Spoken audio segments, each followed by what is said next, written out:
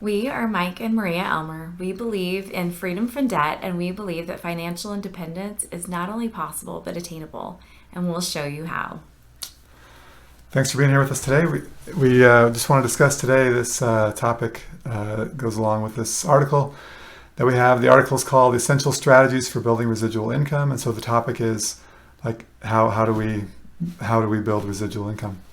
So it's kind of an introduction.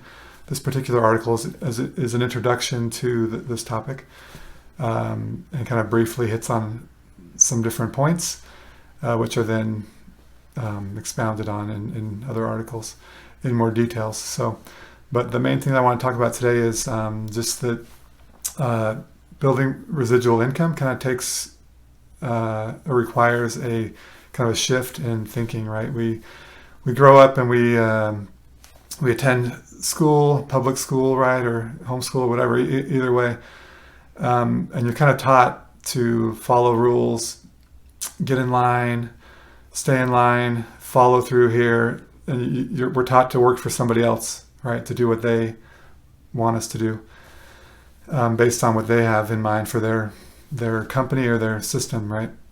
And so when you build residual income, I mean, the whole idea is that you are kind of freeing yourself from that mode and transitioning over to more independent way of working. And so that requires a different mindset, different thinking. And we kind of have to unlearn the things that we've learned through our formal years or through our years of formal education. And so this is kind of the foundation of building residual income, is you have to kind of have this kind of change in your mindset before you even move on to actually making money, right? You have to figure out how to work for yourself, how to drive yourself, motivate yourself, because you're no longer just showing up and following orders from someone else, doing what they want you to do and what they have told you to do, and then getting paid for that, right? And so one thing that comes with this is that you have to realize that building a business for yourself to have some passive and residual income requires an investment of time and effort. Where with a regular W-2 job, you show up to work, you work your hours doing what they tell you to do, and then they give you a paycheck. So it's a very quick exchange there. The money comes quickly. Whereas when you're building a business, there's a lot of time where you're working to build things up to make you money. And you're not making money during that time. You're just kind of laying the groundwork for future income to come in.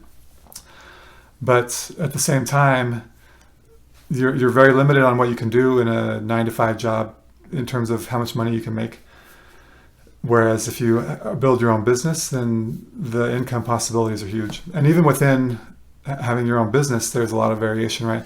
I mean, if you're driving Uber, it seems like it's fairly easy to get started doing that, right? You just need to have a car that's suitable. So maybe it takes some money to invest in buying a new car. But then you just go and drive people around. I mean, how much training and practice does that take, right? But also at the same time, your income is going to be kind of limited. You're again trading your time for money. And so you only get paid for when you work. And the amount of money you can make doing that is kind of limited. Compare that to if you purchased a McDonald's franchise or some other fast food or whatever restaurant franchise type of business, right? It might cost you a lot of money to get started. Like it might cost you $1 million to get started with a McDonald's franchise, but the income potential is going to be a lot greater than just having an Uber driving business, right? And another piece of this too is that this is something that you can do on the side, and you're going to have to do it on the side probably because it takes time and effort to get this going before you can make money. And so you have to have some way to continue supporting yourself. And so it's very likely that you're going to need to be working a regular 9-to-5 job while you're doing this on the side, right? So you're putting a little bit of time, investing your time and effort into building your business on the side of a regular job. And it's going to require some sacrifice. But in the end, the whole idea is that in the end, you can leave your 9-to-5 job once you have enough income coming in from your side business to be able to replace that income that you were getting from your 9-to-5 job. You can replace that income, and then you can quit that job, and then if this is what you want, right, then you can turn fully and full time into your side business and get it to a point where you can continue having money coming in passively, eventually to where you don't have to work very much at all, and the money just continue to come in. And so this is, you can see already, this is a big shift from what we're taught in school. Just show up, do your one job, work for somebody else, do what they say to do, right? This requires a lot more individual and independent thinking to be able to start a business that is going to build you a source or a pipeline of residual income. And so there are a lot more other aspects of this that we go into in the article and in other articles that are related to this. But that's kind of the piece that I want to talk about today in this quick video. And hopefully that's a good starting point for you as you consider moving down this path to building your own source of residual income.